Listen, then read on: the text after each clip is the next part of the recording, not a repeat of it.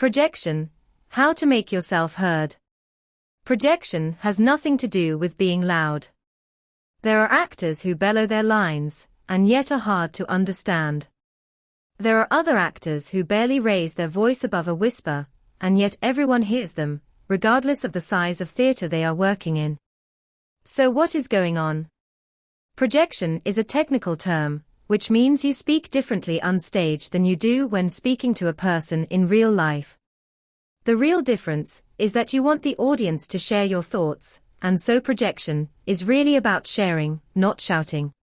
Obviously, if you want to share your thoughts with someone sitting 60 feet away, without the benefit of a microphone, you will speak louder than if he were only 5 feet away. The point is that you concentrate on the wish to share, not on a technical raising of the voice.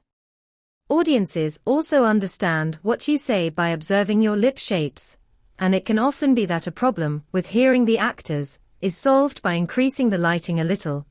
If you cannot be seen, you often cannot be heard.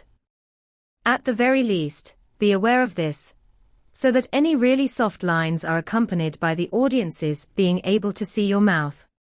This can be a major solution to those difficult monologues, such as Fur's death speech, in Chekhov's The Cherry Orchard, where the character is dying and so should be speaking softly, but the people at the back of the theater want to hear what he is saying.